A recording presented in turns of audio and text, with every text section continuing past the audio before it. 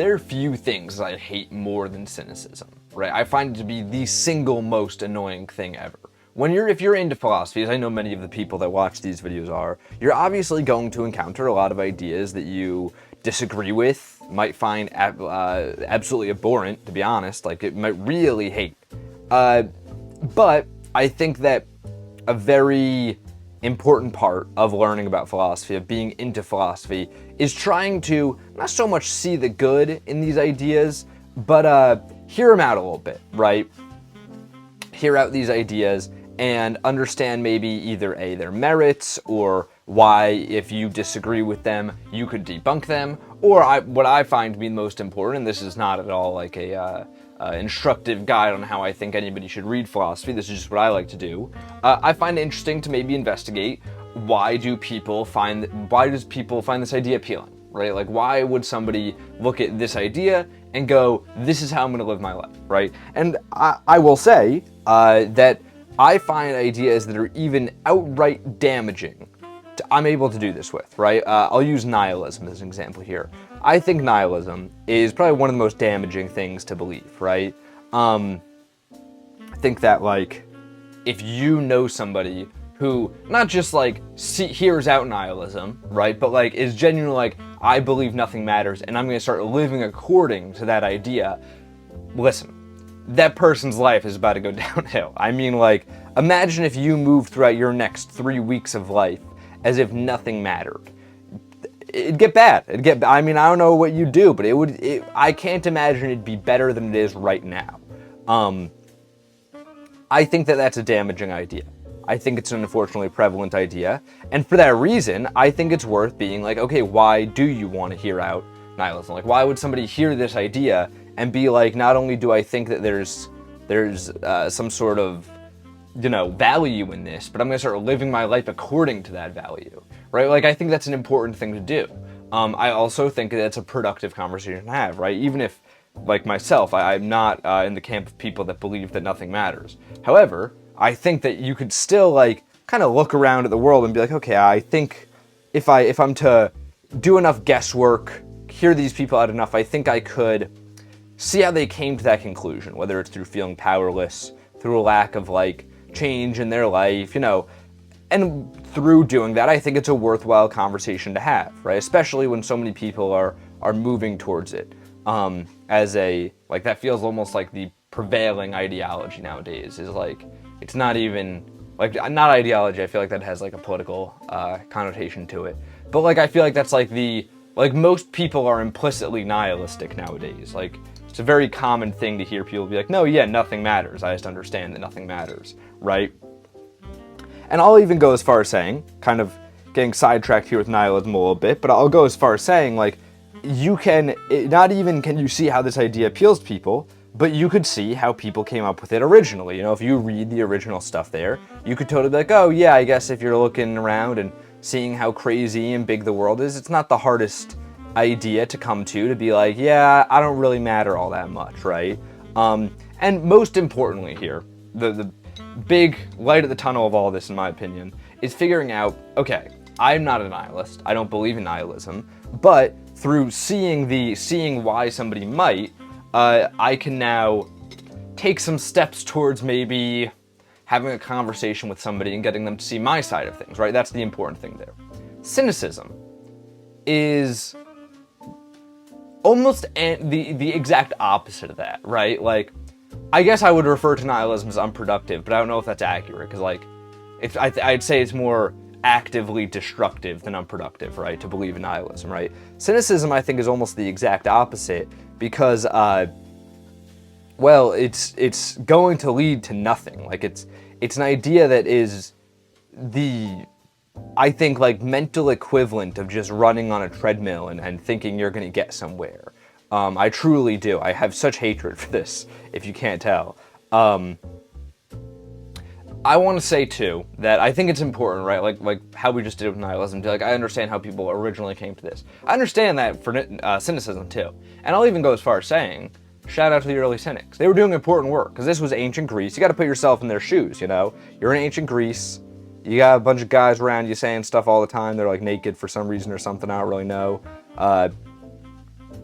And you one day you start going, wait, how do I know all this is real? How do I know what's really going on? And all this stuff, right? That's important, valuable work. I mean, like, so much of like modern thought stems out of their early actions. Is going, whoa, how do I know that? And questioning everything so intensely, right? I'll even go as far as saying here, and this could age very poorly, this statement, I'll give all the Greeks a pass on everything. Because I feel like it was like you're all just chilling there doing Greek stuff, and like you don't really know anything yet. So like I get why they were just guessing everything. A lot of Greek philosophy, as much as like you're reading, if you read Greek philosophy, like you're just flipping through pages of bullshit, in my opinion. Like it's just a bunch of guys going, yeah, I guess I could see this, and like making some random stuff up, right? That's how I view a lot of Greek philosophy.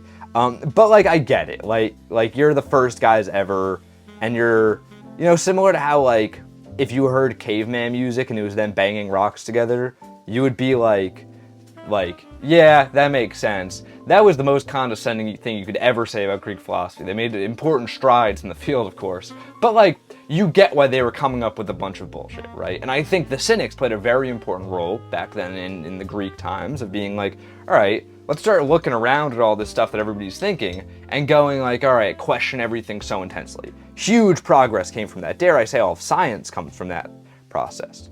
Modern cynicism, though, is nothing like that. Modern cynicism is what I believe it's transformed into, right? Because if you look at the way cynicism not was when it first came out, but manifested, there was a lot of questioning going on. And I think I would go on a limb of saying if I'm a Greek guy who's like, I'm Greek and stuff, and a guy comes up to me and they're a cynic, and they start asking me a bunch of questions like, how do you know this? How do you know that?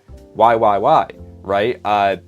Not in like a Socrates way, but in like a more annoying, like sophist kind of way, then like I would assume that'd be a very annoying experience back then too. But nowadays, there's no real place for it. And being cynical, like the word cynical that has stemmed out of, I mean, we're talking from all the way back in the Greek times. I think that's before Jesus, I'm pretty sure, if I know right about Jesus and stuff. I'm pretty sure that was Rome. So I'm gonna go, this was like way before Jesus till now. So this is really transformed. Like this has been centuries? Yeah, centuries. I don't know why I guessed that. Obviously, centuries of just thoughts and thoughts and thoughts. And I think that all it's turned into is just being jaded about the world, right? And the reason I started this video talking about nihilism is because I think like many people draw parallels towards that, right? And like of being like nihilism is very much being jaded about the world, being like, I don't think anything matters. And this is true. That's not really what cynicism is anymore, right? Like, it's more of thinking you know, I don't know, because nihilism is definitely an assumption, right? That like, you know that there's nothing, no meaning to anything, right? But it almost is more of a conclusion than cynicism, which is believing that everybody else is wrong. Like, it's almost like it's almost just like inherently a negative thought process, right? It's not really thinking anything new. And I'm not talking about like, there's no, let me actually emphasize this, right? Because I think there's going to be a temptation to try and intellectualize like what modern cynicism is, but there's no modern cynicism, right? There's just people that are cynical. You know what I mean? Like, does that make sense? Like, it's something that is just so, I mean, that's why it's been around from ancient Greece, right? Like, it's just something that is morphed so long into this new thing that people now practice. But because of that being in practice, it's no longer an idea of question everything, as long as it's a inherent distrust in everything, and a distrust that stops from moving forward, right? Like, let's say I'm going to the grocery store with a cynic.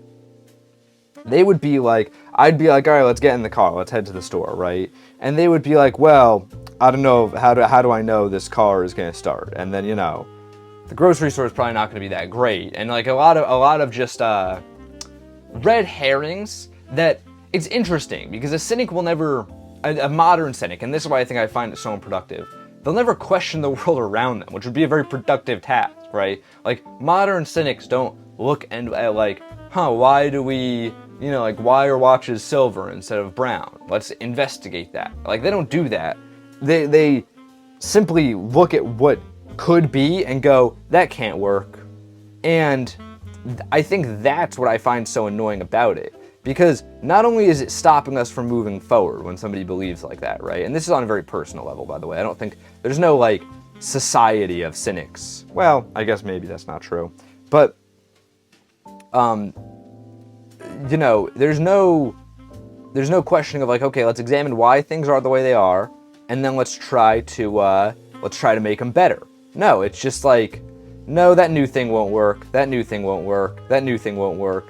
And all it leads to is nothing ever happening and nothing ever changing.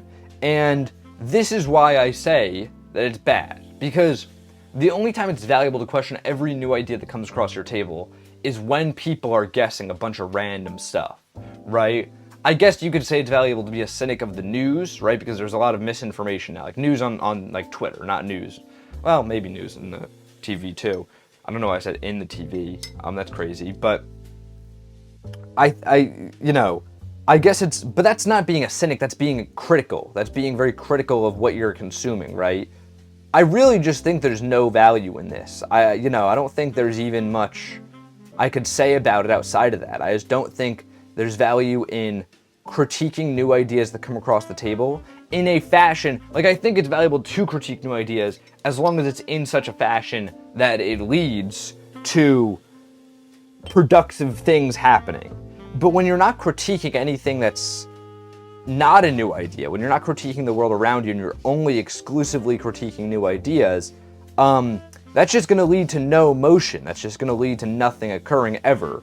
And I find that, like, earlier I said that there's no society of cynics, and the reason I was like, well, I don't know if I could say that, is because I actually think that all of society is cynical, right? I think, like, because as I was thinking of this episode, I was like, this is kind of a weird idea to discuss, right?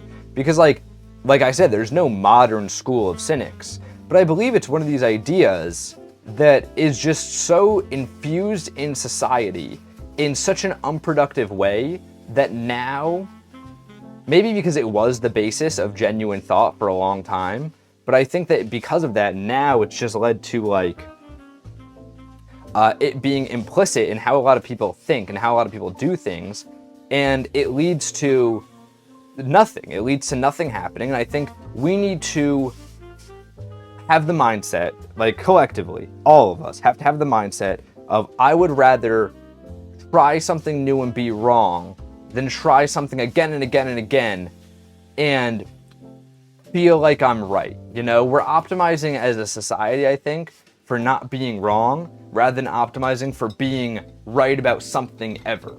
And I think that's something that's genuinely holding back progress. I mean, I would say on multiple verticals. I mean, pick your place. I think you can find a way that it's holding us back. And I think in order to move forward, we're gonna have to transcend that thought. Like, we're gonna have to, I don't know what that looks like. I don't know who does that. I don't know how we get that started. I think this is certainly an idea that's not going to, like, a part of this is definitely has to do with institutions, how they function, right? And if you're in a large institution, bring a new idea to the table, and being bullish and crazy about it will always be riskier and crazier than just going, well, this new idea won't work, or this old idea is better. It's always going to be riskier. And I think the sort of institutional rot, whether it's academic or in companies or whatever, could definitely be seen as a part of this, right? But past that, outside of that, how does change, I think a big question I'm sort of coming to ask myself in a lot of these videos, how does change happen when there's no organizing to take place? Like, a lot of times I'm like, a lot of these videos end up being like, I don't like how people think this, which is, fair thing to do, I think. I think it's fair to look around and be like, there's sort of this assumption people make that I don't like, right? Something a lot of us do. And, I want to transcend that, but there's no way to bootstrap that. Like, you can't just have everybody be like, yeah, true, and just keep, like, and expect change to come.